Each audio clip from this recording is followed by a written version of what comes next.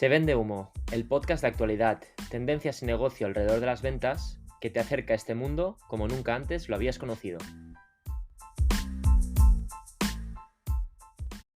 La negociación está presente en nuestro día a día. Existen decenas de situaciones cotidianas en las que estás expuesto a negociar, ya sea tu salario o el operador con el que vas a contratar la luz, el teléfono, el seguro o, por ejemplo, si las próximas vacaciones van a ser en la playa o en la montaña. Situaciones en las que tal vez no llegues con la mejor preparación y que seguro que su impacto tienen un peso en tu vida. De esto vamos a hablar hoy en Se Vende Humo con Gonzalo. Bienvenido, Gonzalo. Muchas gracias, Raúl. Un gusto estar aquí. Gonzalo, con muchísimas ganas de esta charla y de hablar un poquito de estos básicos de negociación para la vida y el día a día, para cómo dentro de las ventas la negociación, oye, es un tema que tiene mucho peso. Sí, vamos a hablar de algo que a mí me apasiona y la verdad es que es un tema que para mí es muy interesante, que es el mundo de la negociación dentro del entorno de las ventas, pero también dentro de lo que es el entorno más personal y cómo puedes utilizar pues, principios de negociación a situaciones del día a día. Así que con muchas ganas. Fantástico, Gonzalo. Pues oye, antes de arrancar, lo que siempre comento, en este podcast tenemos una única regla, que es la de no hacer honor al nombre, no vender humo. ¿Aceptas el reto? Lo acepto. Genial, pues vamos a por ello.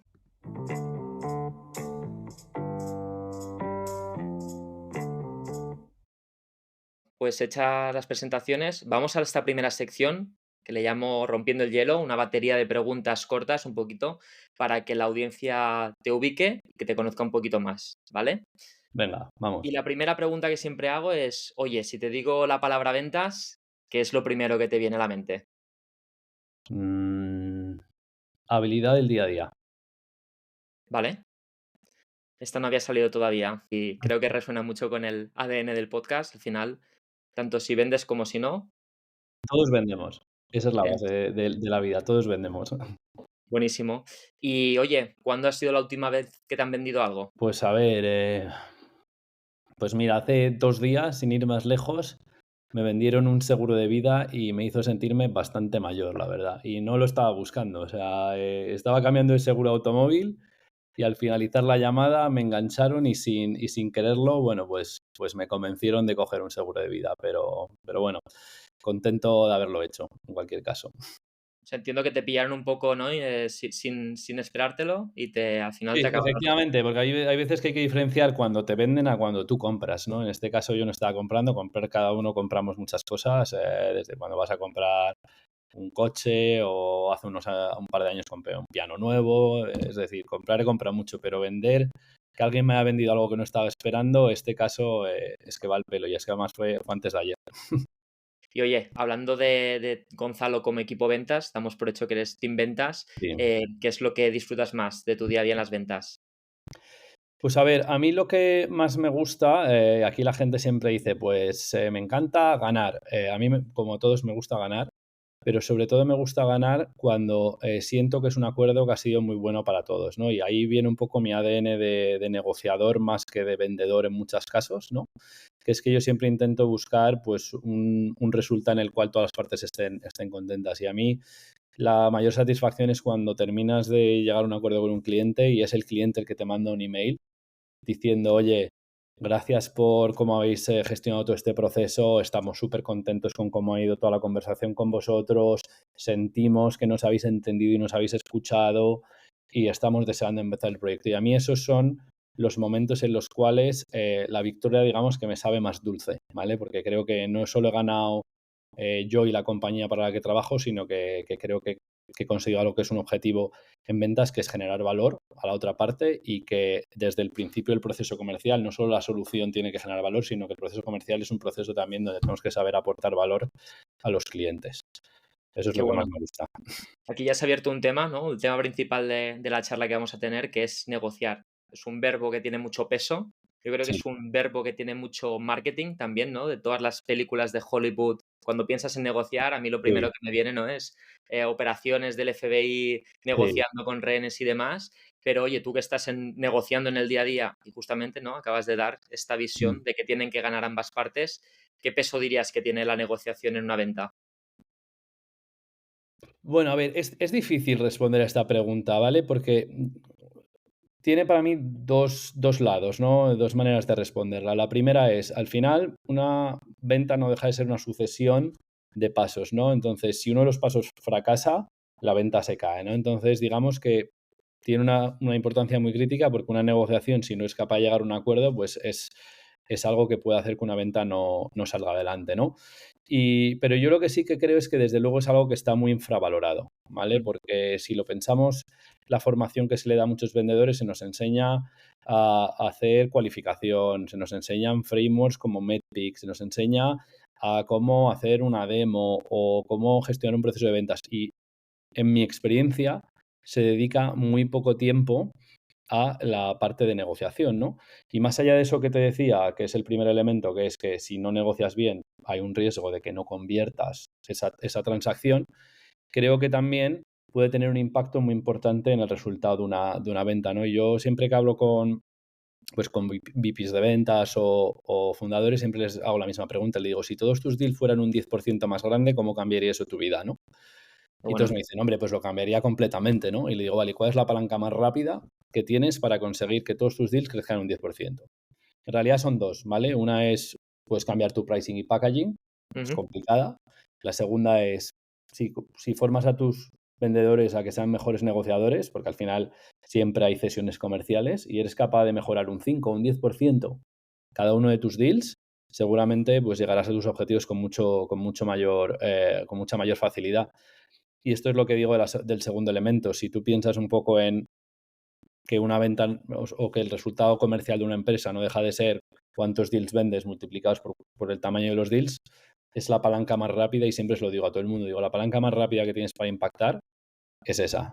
Es mejorar o incrementar el tamaño de cada deal. Y eso lo consigues mediante mejor negociación en la mayoría de los casos. qué bueno. Me guardo estos dos puntos, la negociación a la hora de mejorar la conversión y la negociación a la hora de elevar el ticket medio que puedas tener con tu propuesta. Esto, si quieres, lo hablamos un poquito más adelante, pero Claro. son muy buenos nuggets. Hablando un poquito de anécdotas, al final como vendedor, como comercial, todos tenemos, ¿no?, ese cliente o esa negociación que nos da más orgullo o que hemos celebrado más, ya sea porque ha sido un súper éxito o porque la dabas por perdida y al final algo cambió o porque ha sido más complicada y de alguna forma, ¿no?, la has podido sacar adelante. ¿Cuál es ese caso en tu caso? Bueno, hay muchos, pero bueno, yo el que digamos que tengo mejor recuerdo o que efectivamente me provocó más satisfacción, pues a ver qué año sería. Sería en el 2017 o 2018 o así, que estaba en Nextail, que era la compañía en la que yo empecé en el mundo de las ventas, y estábamos pendientes de levantar una ronda de financiación, una serie A. Y uno de los digamos, requisitos que nos ponían esos inversores que estaban pensando en invertir en la compañía era, aparte del crecimiento y de los números que teníamos que llegar, era conseguir nuestro primer cliente en Reino Unido, ¿vale? Que habíamos hasta ese momento vendido sobre todo en otros países, España, Italia, Francia, Rusia, y querían que fuéramos capaces de vender en mercados anglosajones, ¿no? De hecho, era un inversor anglosajón, ¿no? Buen reto, ¿eh? Claro, y entonces estábamos allí trabajando el mercado y teníamos un cliente además que se iba a convertir en el cliente más grande de la compañía, que era River Island, que es un retailer bastante grande del Reino Unido, Ujú. y estábamos trabajando un deal que nos llevó casi 7, 8 meses cerrarlo. Empezamos con un análisis de valor súper interesante donde nos dieron un montón de información y yo en mi equipo tenía 2 personas que trabajaban generando insights a través de datos. Tenía 2 científicos de datos que me ayudaban a mí, cogiendo datos del cliente, ser capaz de calcular cuál era la oportunidad de valor que había en sustituir su sistema de gestión de inventarios, que es lo que vendíamos en ese momento.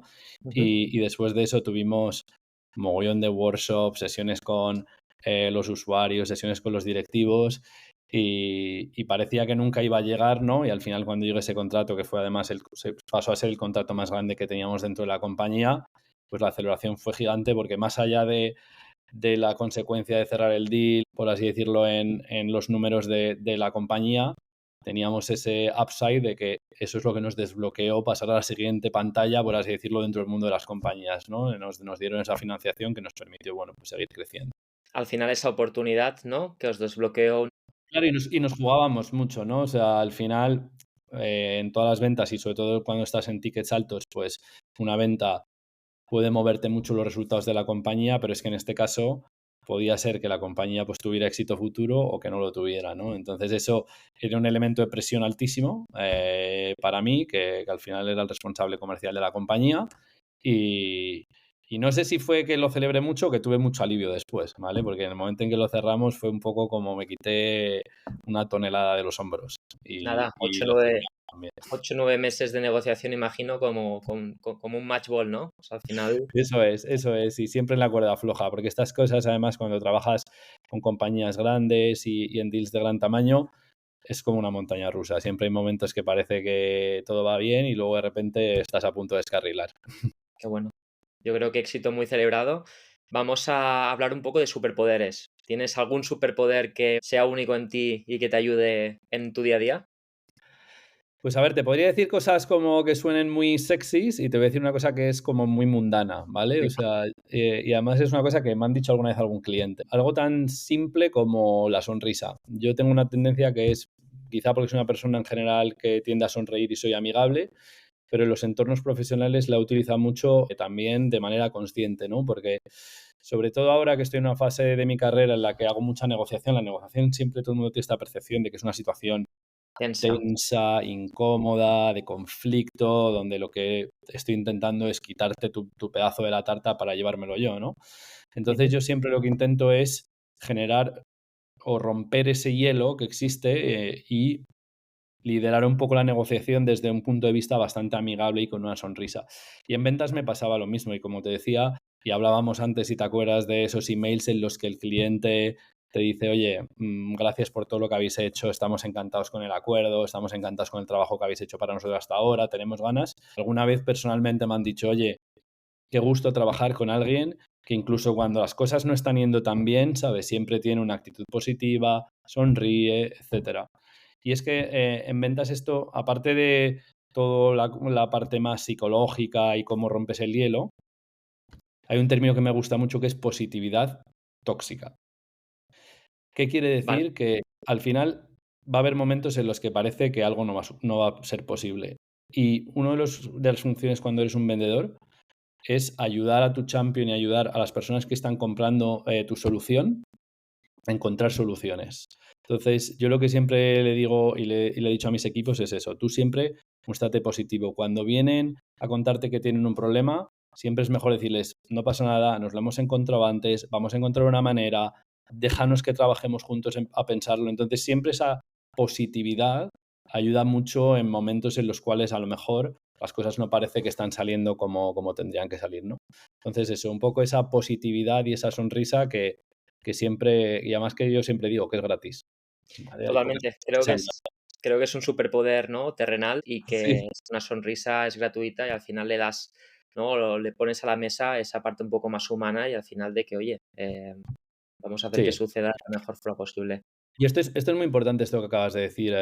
Y de hecho, yo tenía una persona que trabajó para mí que era un gran experto en ventas y me decía, lo mejor que puede hacer un vendedor es mostrarse siempre humano, ¿vale? Porque tenemos esa tendencia a pensar que tenemos que ser robots, que tienen la respuesta a todo, que se saben todas las respuestas a las objeciones. Y dice, y muchas veces, incluso a veces equivocarse y tener el coraje abiertamente de decir, oye, disculpad, aquí he cometido un error, os dije esto y no os lo tenía que haber dicho, Qué te bueno. muestra como humano, hace que la otra persona empatice más contigo y eso hace que es más fácil, bueno, pues de alguna manera crear la relación de confianza que es necesaria para una transacción. Porque yo siempre lo que digo es que al final las personas compran Ujú. de gente con la que se sienten cómodos, tienen una buena relación. Entonces, todo esto que estábamos hablando de positividad, sonrisa, confianza, de ser capaz de reconocer cuando te has equivocado, mostrarte vulnerable y humano, está muy relacionado con esto y ayuda mucho en los resultados.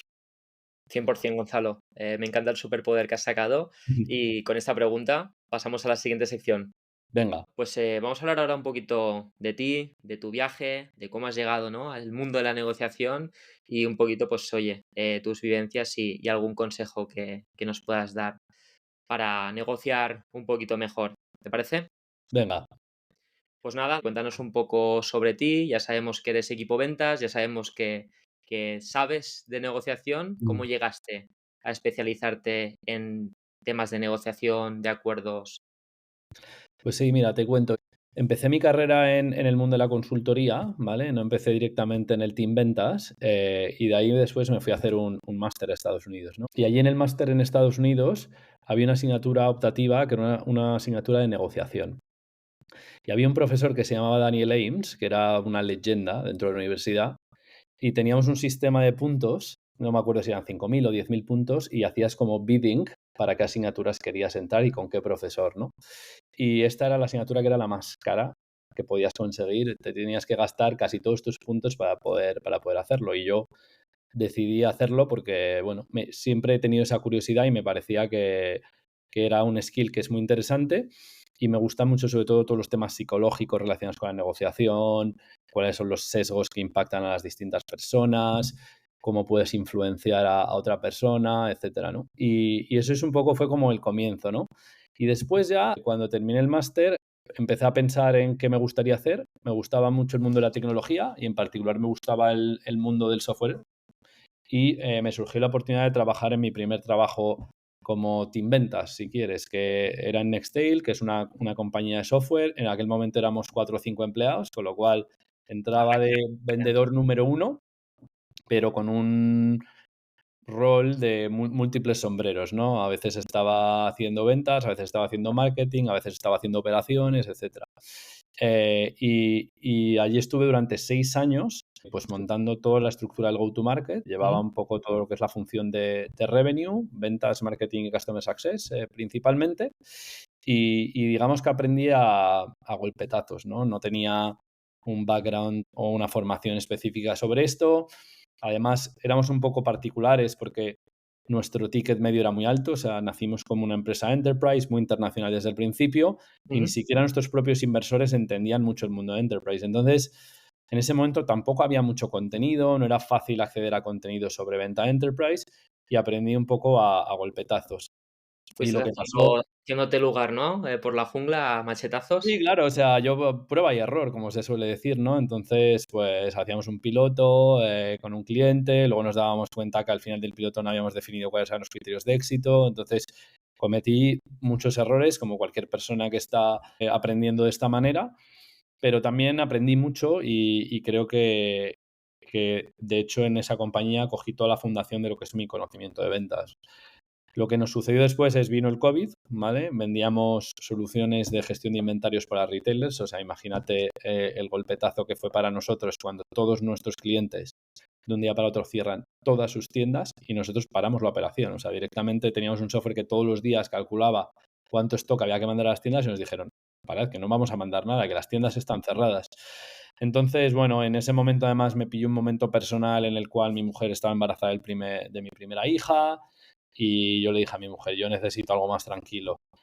Entonces transicioné a un equipo muy interesante dentro de Salesforce que solo hace lo que es el cierre de oportunidades. Digamos que si tú coges todo lo que es el ciclo de venta, pues tienes toda la fase inicial de prospección, tienes toda la fase luego de lo que es la venta per se, donde tienes pues toda la función de preventa, donde haces, bueno, pues posicionas el producto, etcétera. Nosotros entrábamos en el momento en el cual el cliente ha manifestado su interés de comprar la solución y ayudábamos a hacer todo lo que es la propuesta comercial, Ujú. la estrategia de negociación, la ejecución de esa estrategia frente al cliente y el cierre. Entonces, digamos que en ese momento dejé el 60 o el 70% del ciclo de venta y me especialicé solo en hacer esto. En la última Claro que etapa, ¿no? Antes del la cierre. última etapa, efectivamente, que además a mí siempre esa ha sido la que más me ha gustado, ¿vale? Un poco por lo que te contaba antes de que me gusta la negociación y desde el principio y la satisfacción que me genera un poco cuando creas esos acuerdos que son buenos para todas las partes, etcétera. Y desde entonces me he dedicado a eso. Después he pasado por otras dos compañías, por Celonis y OneTrust, que es donde trabajo ahora, pero en un rol muy similar, ¿vale? Porque de alguna manera ese rol lo creó una persona que después estuvo también en Celonis y después ese rol pues lo hemos creado también en OneTrust. Y al final mi trabajo es eso, simplemente trabajo en el cierre de las oportunidades, trabajo mano a mano con los comerciales, porque al final como yo no hago el ciclo completo, Ujú. necesito un comercial con el que yo hago pairing y básicamente ayudo en lo que es el cierre de las oportunidades y la negociación. Y al final tu figura es la figura de un asesor, ¿no? Que Es caso una por figura de un caso. asesor, pero también es una figura que está frente al cliente. Es decir, yo en general entro como una figura importante dentro de la negociación. De alguna manera, caso a caso podemos definir cuál es la estrategia y es parte de mi trabajo decidirla. Ujú. Muchas veces a lo mejor entro más como un sponsor ejecutivo a la hora de desbloquear ciertos aspectos de la negociación.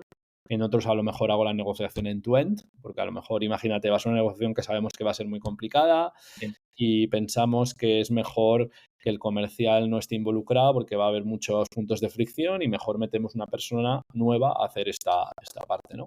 Entonces yo hago mucho coaching de equipos comerciales, decido las estructuras comerciales de los deals y hago la estrategia de negociación y en algunos casos la ejecuto yo personalmente y en otros casos la ejecuta directamente el comercial. Qué pasada. Y tú que al final has vivido como las dos caras de la moneda, ¿no? Negociar cuando estás en el lado de una pyme o de una startup, ¿no? Siendo un poco la parte pequeña dentro de la negociación de la mesa Sí, a Salesforce, ¿o no? O a las sí, empresas que has seguido. ¿Cuál es la principal diferencia a la hora de negociar cuando eres el pez pequeño o cuando eres el pez grande? sí. Pues a ver, efectivamente es muy distinto, ¿no? Entonces, cuando eres el pez pequeño, y todo tiene sus ventajas y sus inconvenientes, ¿no? El pez pequeño, como tú bien dices, pues el inconveniente es muy claro, ¿no? Que en general te piden muchísimas cosas, ¿vale? ¿Por qué? Porque no tienen la confianza, no tienes el track record que tiene una gran compañía y al mismo tiempo, pues intentan aprovechar un poco del hecho de que tienes más necesidad de su negocio y de vender, entonces muchas veces te encuentras en que te están pidiendo constantemente cosas. La parte buena es que también tienes muchísima flexibilidad, ¿vale? Ujú. O sea, nosotros cuando yo estaba en Nextail teníamos una capacidad de movernos rápido, de ser creativos, de innovar en las estructuras comerciales brutal, porque al final éramos pocos, teníamos la capacidad de decisión y éramos capaces de movernos muy rápido y proponer cosas muy originales y disruptivas, incluso en algún caso. He visto más disrupción en lo que hemos hecho nosotros en Nextel a nivel de estructuras comerciales que lo que he visto en otras compañías. Cuando te vas a la compañía grande, el inconveniente es como el otro lado de la moneda de lo que te acabo de decir. El Claro, inconveniente es que te mueves en marcos muchísimo más rígidos, hay muchísimos equipos de soporte con los que te tienes que coordinar. O sea, yo en Salesforce me coordinaba con un equipo de Deal Desk, un equipo de Revenue Recognition, con un equipo de Sales Operations y con un equipo de Legal. Es decir, en una negociación yo tenía que alinear cualquier cosa con 4 o 5 equipos, ujú, cada uno con sus normas, y muchas veces hay cosas que la compañía no permite hacer por decisiones sobre gestión del riesgo y eso te limita mucho las opciones, ¿no? Lo bueno es que evidentemente pues tienes esa marca, esa reputación que te permite que incluso sin tener ese nivel de flexibilidad, pues es mucho más fácil pues decir no a ciertas cosas, empujar ciertas cláusulas más estándar, etcétera. Y eso hace que las negociaciones a veces sean un poco más sencillas de cara al cliente, ¿vale? totalmente.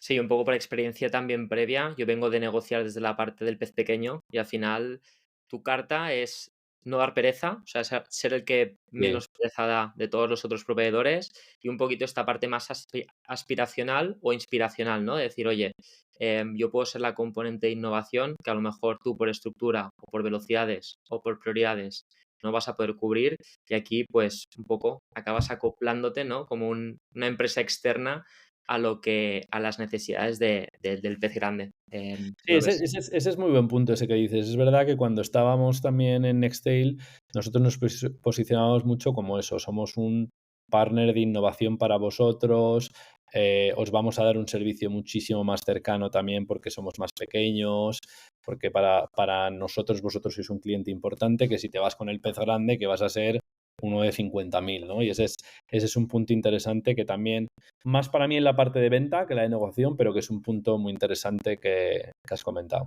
totalmente. La parte negativa de ser el pez pequeño es de que términos de pago que te pueden reventar el flujo de caja, entre Sí, otras cositas que las corporativas, pues al final no saben que tienen ahí el peso en su lado. sí, sí, sí. No, y tantas otras, ¿eh? Porque cuando eres el pez pequeño, yo he vivido situaciones donde, bueno, de alguna manera se aprovechan de que saben que tú lo necesitas más desesperadamente y entonces te piden ciertas condiciones que son un poco abusivas. Pero bueno, Totalmente. si lo sabes gestionar, se puede gestionar. Total. Y oye, a nivel de formación tuya, ¿qué referentes tienes a nivel de negociación o cómo de alguna forma, ¿no? vas desarrollándote en este ámbito? Bueno, pues como te comentaba, yo empiezo mi viaje de la negociación haciendo el curso de Daniel Ames en la universidad, ¿vale? Ujú. En la Universidad de Columbia. Y para mí él sigue siendo como, de alguna manera es el que me ha enseñado todo, ¿no? Porque, bueno, es un curso Guay. bastante completo. De todas maneras es un enfoque como muy teórico, ¿vale? O Ujú. sea, es un enfoque muy teórico, pero te enseña todos los frameworks de pensamiento, todas las maneras de pensar en una negociación que aplican a cualquier negociación en el fondo y que son necesarios para saber un poco cómo orientarlo.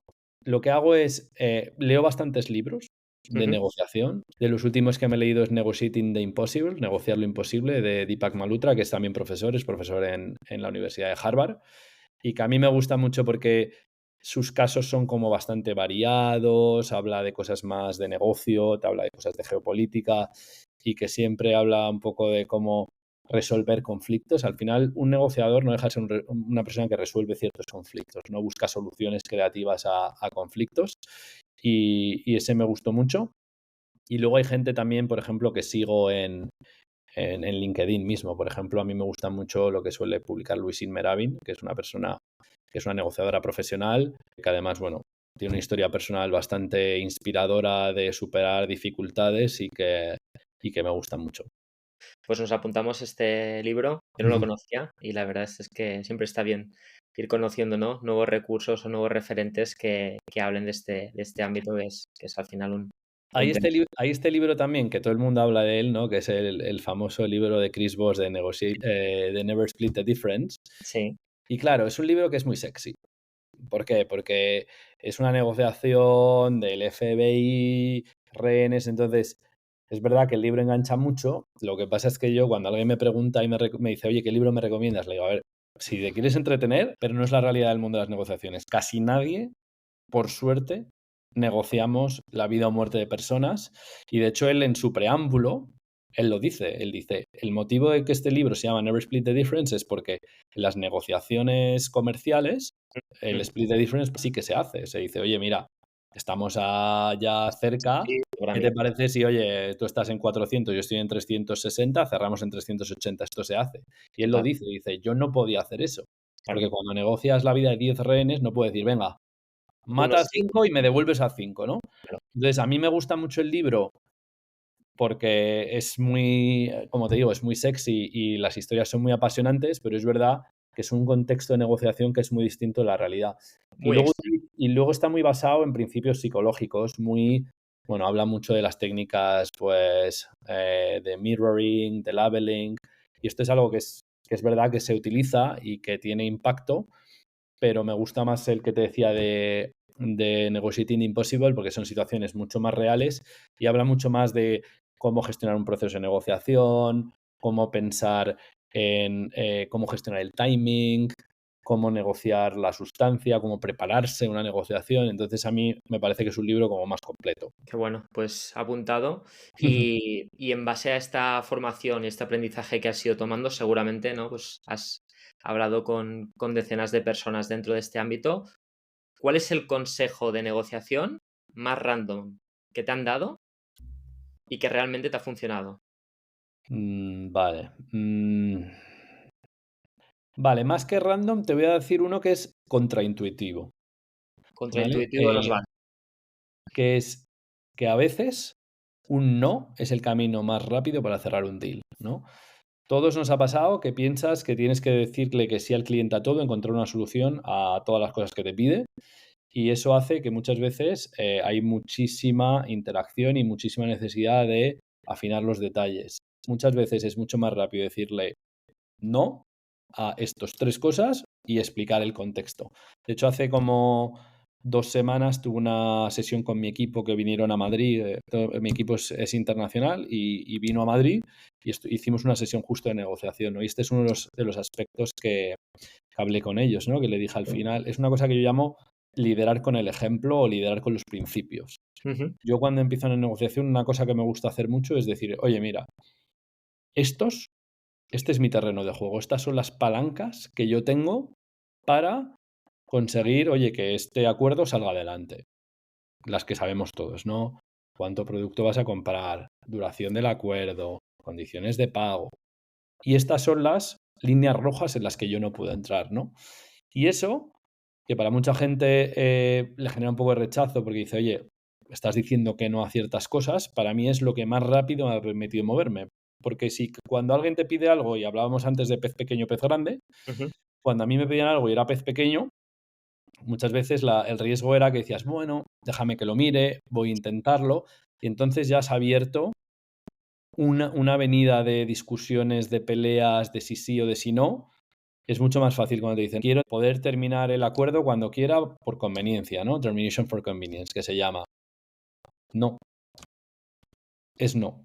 Ujú. Y cuando tú dices no, como la otra parte no tiene nada que pueda decir al respecto, porque has dicho esto es una línea roja para mí, es mucho más rápido llegar a un acuerdo, porque has bloqueado los 3 o 4 puntos que te podrían generar más problemas a la hora de cerrar el acuerdo. Entonces, para mí ese es fundamental. No es el camino más rápido muchas veces. Tanto por marcar tus principios como yo creo validar la necesidad de la otra parte, ¿no? Porque yo creo que en la negociación se habla mucho a veces de farol, ¿no? De, oye, yo voy Mm, a pedir la carta a los reyes y al ver de todo esto, oye, cuáles son, ¿no? Mis sí, obligatorios y cuáles son potenciales, nice to have. Cuando dices no también, de alguna forma yo creo que confirmas de que, oye, esto sí, no, sí. o esto De tiene un hecho, costo, o de hecho, esto... claro, efectivamente, y es más fácil hacerlo desde la compañía grande también, porque cuando estás en la compañía pequeña, que estás ahí siempre, tu vida pende del hilo, pues bueno, a Mm, veces el no se torna en un bueno, vamos a ver quizás.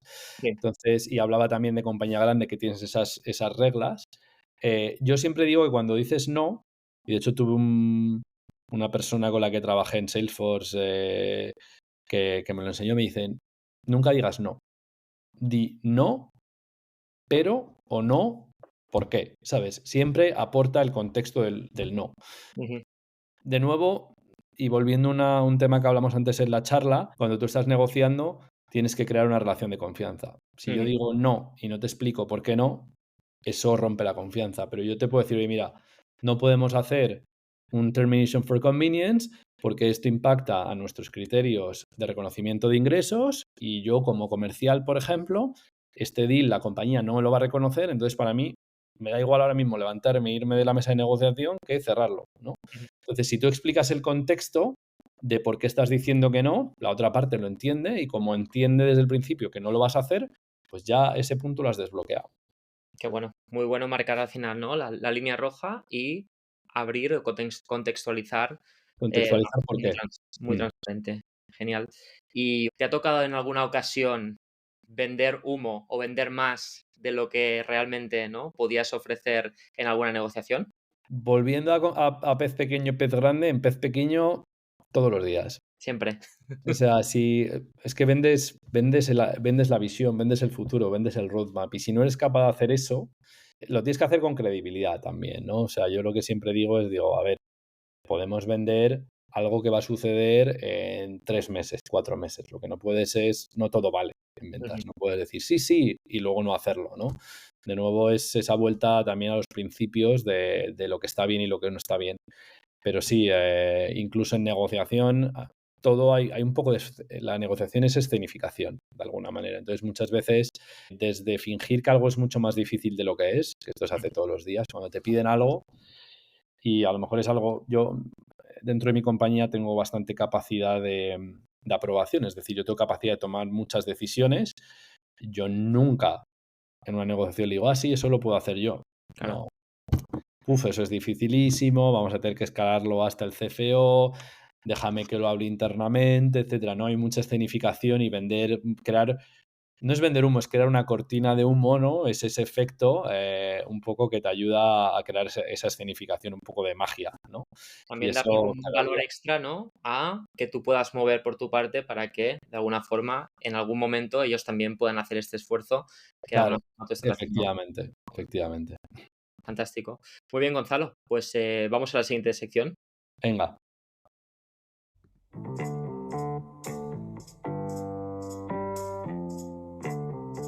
Genial, Gonzalo. Pues arrancamos una sección para hablar de los básicos de la negociación en tu día a día, ¿no? Un poquito la premisa que hacía a la hora de arrancar el episodio. Negociamos, vendemos en nuestro día a día, tanto si estás en la parte de las ventas como si no. Entonces aquí pues tengo curiosidad de entender un poquito, oye, cómo te preparas, algunas estrategias básicas y el Vale, papel también de la psicología en la negociación. Así que la primera pregunta es si puedes compartir algunas estrategias básicas a la hora de negociar. vale. A ver, te voy contando según se me van ocurriendo. Y un poco enlazando con lo que te contaba antes de esta sesión que hice con mi equipo de tips de formación.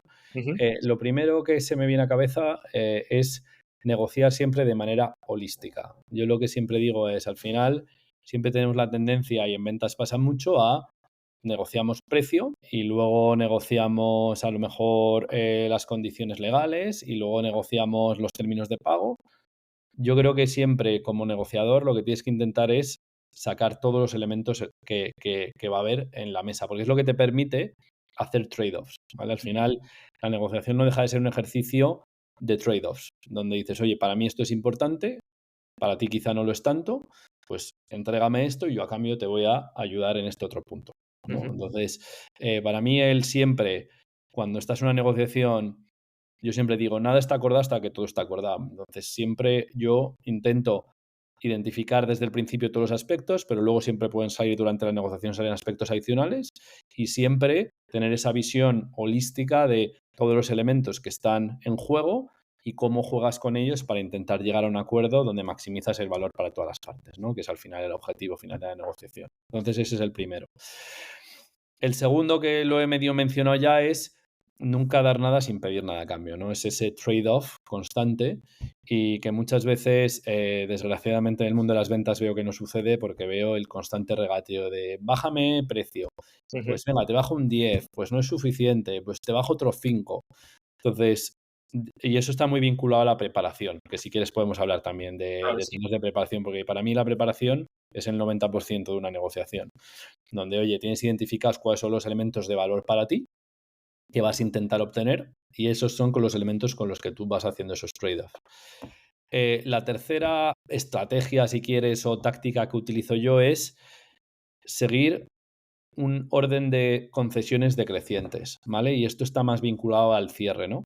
Las negociaciones, el problema que hay muchas veces, sobre todo en ventas, es que no se cierran. O sea, no llegas a ese momento en el cual dices, oye, ya hemos llegado al mejor acuerdo que se puede llegar. Entonces tú tienes que, de alguna manera, ir mostrándole al cliente, y hablábamos de escenificación antes, escenificar ante el cliente que tú ya has llegado al límite de donde vas a poder llegar, para que él, Ujú. oye, acepte la oferta como la última y entonces se llegue al cierre del acuerdo, ¿no? Entonces yo siempre digo, cuando tú haces la preparación y planificas un poco qué concesiones vas a hacer, siempre cada concesión tiene que ser más pequeña que la anterior, Vale. hasta el punto que la última tiene que ser despreciable, de valor prácticamente cero. ¿Cuál va a Y ser el esto nombre de la firma prácticamente? efectivamente, porque lo que tienes que señalar a la otra parte es decir: "Oye, he llegado a mi última oferta, esta es la mejor y última oferta que vas a tener", Ujú, ¿vale? Y hablaba también antes, y vinculado a esto que decía ahora, la última es la escenificación. Entonces, yo lo que siempre le digo a mi equipo, porque tengo un equipo que se dedica a esto también, les digo: "En las llamadas, todos pensamos que la negociación se resuelve en la reunión". No, las negociaciones no se resuelven en la reunión. En la reunión tú escuchas, tú has hecho una propuesta, escuchas el feedback y con eso vas y trabajas y preparas una nueva contraoferta, ¿no? Es un mundo de ofertas y contraofertas, ¿no? ujú. Entonces yo lo que le digo es escenificar siempre lo que te decía antes, que todo es más difícil de lo que parece, esa es una. Y la segunda es jugar con gente que no está en la mesa. Es decir, cuando te pidan algo y tú no sabes si eso lo vas a poder hacer, no digas, oye, pues esto no lo voy a poder hacer, etcétera. Tú dices, oye, mira, esto el problema que hay es que necesito que no sé qué persona apruebe. Entonces, yo siempre intento jugar con personas fuera de la mesa, incluso eh, traerlas a la reunión. O sea, llega el momento y dices, oye, pues si te parece, de cara a cerrar, voy a traerme a mi superior porque es la persona que por fin puede esto. Entonces, hay una escenificación. Otra cosa que yo hago mucho y muy a menudo es eh, utilizar correos electrónicos en los cuales de alguna manera nos hemos puesto de acuerdo. Oye, fulanito, que te voy a mandar un correo pidiéndote esto que me ha pedido el cliente y yo quiero que tú me respondas diciéndome que eso va contra la política de la compañía por X, Z, Y y yo se lo voy a pasar al cliente, ¿no? Entonces hay un poco de escenificación y yo siempre les digo, ser inteligentes en cómo utilizáis a la gente que no esté en la mesa de negociación. ¿Vale? Y la otra parte lo suele hacer también. A todos nos ha pasado lo de, bueno, es lo de siempre de cuando vas a comprar un coche, de tengo que consultarlo con mi mujer, ¿no? Pues es lo mismo, pero aplica al mundo de las Sí. ventas. Al final es un poco plantear, ¿no? Un plan de juego orquestado con las personas en las que te puedas apoyar y que no te venza las prisas, ¿no? Que yo creo que es como una tendencia natural de querer dar una respuesta. Ujú. Sí, es definir la estrategia, ¿no? Que es lo que te hablaba un poco de la preparación. Genial, pues nada, gracias por las estrategias. Has comentado, ¿no? De en una negociación tener todas las cartas antes de empezar a negociar carta por carta, ¿no? Estos trade-offs, el Ujú. tema de apoyarte y de la escenificación y tener la máxima preparación para que tú al final vayas con un plan de juego, ¿no? Yo alguna vez he leído lo de negocia como si no tuvieras nada que perder. Esto es un poco extremo, pero si tú tienes un plan de juego muy definido, ¿no? Y sabes, oye, por este aro no voy a pasar, pues de alguna forma es lo que decías tú, una negociación tiene que beneficiarte, no puedes salir de una negociación, digamos, saliendo repercutido o con un contrato que no tiene valor sobre la mesa para ti. Sí, y lo que hablaba antes, y si quieres, te cuento un poco también sobre preparación, porque yo siempre le digo a la gente con la que trabajo, le digo, al final, tenemos esa tendencia a pensar que el negociador es alguien pues con mucha labia, que en el momento tiene ideas brillantes. No, el negociador bueno es el negociador que se prepara y el 90% del resultado se consigue en la preparación. Y yo siempre cuando preparo una negociación miro tres cosas, ¿vale? Hay tres aspectos que preparo. El más importante, evidentemente, es lo que yo llamo la sustancia, ¿vale? Es decir, qué es lo que estamos negociando. Es Ujú, decir, cuál es el acuerdo, qué van a comprar, qué limitaciones tienen ellos, qué condiciones queremos obtener. Y yo, el tip cuando negocias la sustancia, o la manera en que yo siempre lo planteo es, yo pienso en el deal final y luego trabajo hacia atrás pensando, oye, vale, ¿cómo voy a llegar allí? Entonces, hay mucha gente que dice, ¿cuál va a ser la primera oferta? Digo, pero ¿dónde quieres cerrar? ujú. Entonces, tú dime dónde queremos cerrar, ¿vale? Y entonces yo te puedo decir, oye, pues esta debería ser nuestra primera oferta y esta debería ser nuestras concesiones. Entonces, por ponerte un ejemplo, oye, pues mira, nos gustaría cerrar. Ejemplo de ventas, ¿eh? No es un ejemplo, no es un ejemplo del día a día, es un ejemplo de ventas. Oye, queremos cerrar en 100.000, queremos tener un acuerdo multianual y queremos que las condiciones de pago sean las que sean. Bueno, Ujú, pues entonces, ¿cuál debería ser nuestra primera oferta y cuál debería ser nuestra segunda oferta? Y yo hago un poco un intento de secuenciar cuál va a ser ese mapa de concesiones. ¿vale? Me pongo un poco en los zapatos del cliente, oye, creo que esto es lo que van a pedir, esto es lo que van a, a, a requerir de cara a poder cerrar el acuerdo e intento hacer esa planificación de los gifts and gets, ¿no? Esto es lo que voy a pedir, esto es lo que creo que me van a pedir a cambio, ¿no? Y eso es la parte de la sustancia. Luego, muy importante, prepararse el proceso. Es decir, ¿quién va a negociar? ¿Cómo vamos a negociar? ¿Vamos a ir en persona? ¿Lo vamos a hacer por teléfono? ¿Qué cadencia queremos de negociación? Yo muchas veces digo, hay veces que el mal endémico es mando una propuesta y digo, bueno, pues cuando quieras me dices algo, ¿no? Entonces, Ahí se eso queda. no es una negociación. Entonces, en una negociación dices, oye, esta es la manera en que vamos a negociar, tenemos 15 días para llegar a un acuerdo, lo vinculo mucho al plan de cierre de la cuenta, oye, necesitamos tener un acuerdo en 15 días, si os parece, ¿por qué no hacemos una reunión todos los lunes y todos los jueves para ir progresando en la negociación? Y de alguna manera intento también crear esa cadencia enfocada hacia el cierre, ¿no? Ujú. Y por último, cuando yo me preparo, pienso mucho en las personas con las que voy a negociar, ¿no? Intento entender quiénes son, cómo de importante es esto para ellos, qué estilo de personas son. Son personas que van a negociar con un tono agresivo, son Y, por ejemplo, intento enterarme si conozco a alguien que ha negociado con ellos. En este mundo de las ventas, oye, ¿alguien ha negociado con la compañía Z? ¿Habéis trabajado con esta persona? Etcétera. Entonces, un poco volviendo a eso, las tres cosas para mí: sustancia, proceso y personas. Y esa es para mí la base de la preparación. Y ya en base a eso defines tu estrategia, pues voy a negociar yo, voy a utilizar a esta otra persona cuando las cosas encallen como punto de escalado, esta va a ser mi estrategia de gifts and gets, estas son las concesiones que voy a hacer y este es el deal final que quiero intentar obtener. Genial, qué bueno, pues oye, súper, súper resumido. Nos quedamos con las estrategias y con las tácticas para negociar tanto en el día a día como para los que sean del equipo ventas, ¿no? Pues que puedan tener estas referencias. Y por cerrar esta sección, ya lo has comentado, negociar o negociación va muy de la mano de la psicología. ¿Por qué nos ponemos, Gonzalo, tensos o nerviosos cuando pensamos en negociar? Creo que es ¿no? una sensación o una Pues mira, reacción. justo me pillas que, ¿cuándo fue? Yo creo que sí fue la newsletter de la semana pasada que mandé, justo hablaba de este tema, ¿no? Yo creo que hay varios aspectos, ¿no?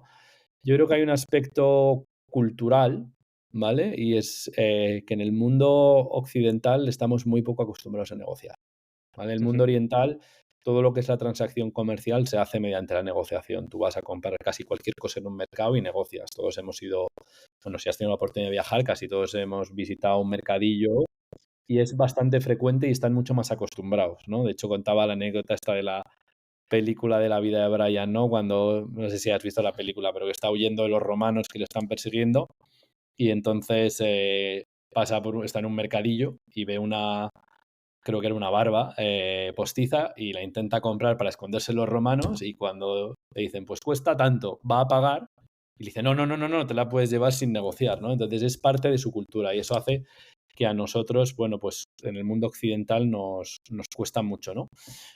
Incluso si lo piensas desde el punto de vista cultural, hay esa tendencia a pensar que hablar de dinero está feo, ¿no? O Ujú. sea, todos nos han dicho lo de no se habla de dinero, no puedes hablar de dinero. Y una negociación, o sea, si es cualquier tema comercial, está centrada en el dinero. De hecho, Claro. me pasó hace un tiempo, ¿no? Que estaba vendiendo un piano y me decían, no, pero le decía, ¿cuánto me ofreces? Y dice, uy, no, no sé, no sé, yo no negocio. Y digo, pero entonces, ¿a qué has venido aquí, no? Entonces, yo creo que hay una parte cultural, hay una parte eso social de que no existe tampoco oportunidad de negociar, porque hoy en día vamos al supermercado, casi, bueno, no existe ese conocimiento. Y luego creo que hay una parte de percepción o un error en la percepción de lo que es la negociación, ¿no? Donde se entiende que es algo confrontacional, de conflicto, y hablábamos antes de la sonrisa y de buscar soluciones que aporten valor a otras partes. Yo lo que digo siempre es, en realidad estás resolviendo problemas. Estás resolviendo un problema de manera constructiva con otra parte. En vez de resolverlo tú solo, tú tienes que colaborar con otra parte para llegar a un acuerdo que sea bueno para los dos, ¿no?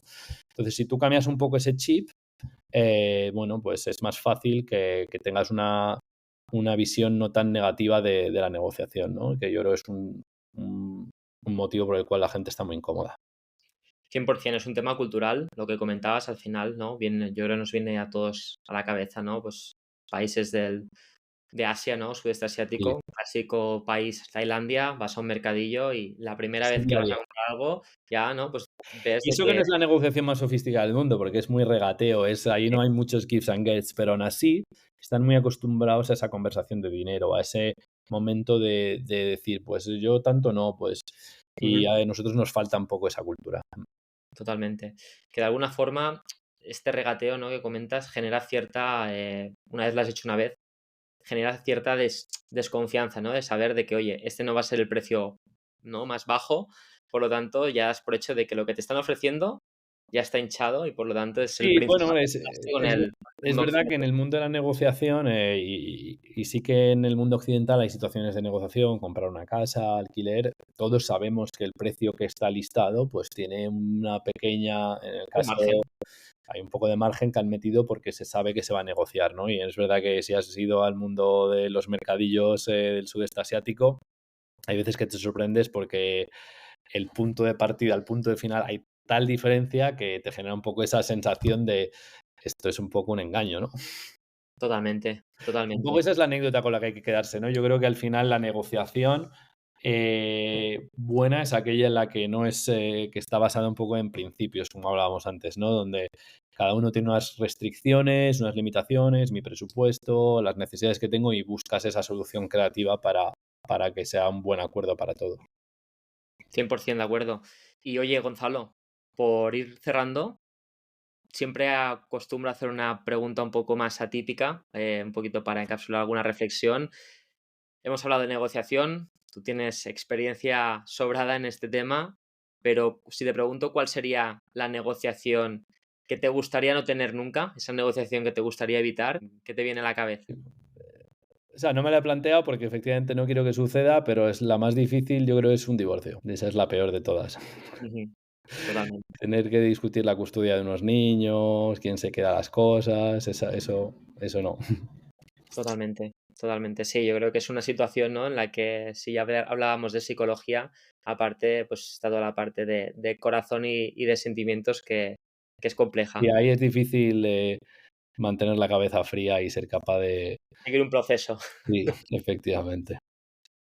Y por cerrar, Gonzalo, con una sonrisa, escribes, ¿no? Cada semana dentro de una newsletter sobre temas de negociación, ámbitos cotidianos, ámbitos del día a día, un poco los casos que comentábamos, ¿no? Sí, Alquiler, teléfono. Cuéntanos un poquito sobre esta newsletter y cómo podemos sí, la suscribir. newsletter se llama Sábados de Negociación. Es una newsletter que sale, como su nombre indica, todos los sábados a las 8 de la mañana.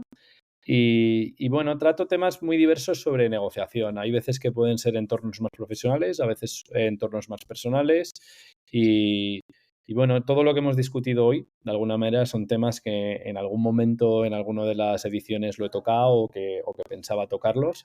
Y un poco la visión que yo tenía cuando empecé esto es, al final, y es como has empezado tú la charla, la negociación es algo que hacemos cada día y muy poca gente se ha preparado, se ha formado para hacerlo. Y el impacto que puede tener en tu vida es significativo, ¿no? Un aspecto muy típico es como negociar tu salario, ¿no? Si tú fueras capaz de obtener un 5 o 10% de mejora cada vez que has negociado tu salario, ¿cuánto se compone eso, a lo largo de una vida, ¿no? Entonces, bueno, yo pensaba que es algo que creo que puede aportar mucho valor a muchas personas y que además como es algo que me encanta, pues disfruto mucho pensando en el contenido. Así que el que quiera que se anime. Pues sábados de negociación, dejaremos los detalles en la tarjeta. Y nada, Gonzalo, aquí llega el final de nuestra charla top. Muchísimas ¿Sí? gracias porque creo que has abierto un tema que a priori yo creo que es muy complejo para las personas que no están metidas y que pues nos has ido guiando súper, súper de la mano. Yo creo que con un vocabulario también muy aterrizado. Mil No he gracias. vendido humo, ¿no? Nada, nada, todo claro. Mil gracias por aceptar la invitación y nada, si alguien quiere contactarte, quiere escribirte, ¿cómo podemos Que me ponernos en escriba, que contacto? me escriba por LinkedIn si quiere. Ya soy bastante activo también por allí. Así que cuando quieran, que me escriban. Genial. Pues nada, una vez más, muchas gracias y estamos en contacto. Perfecto. Gracias, Raúl. Ha sido un placer. Gracias, Gonzalo.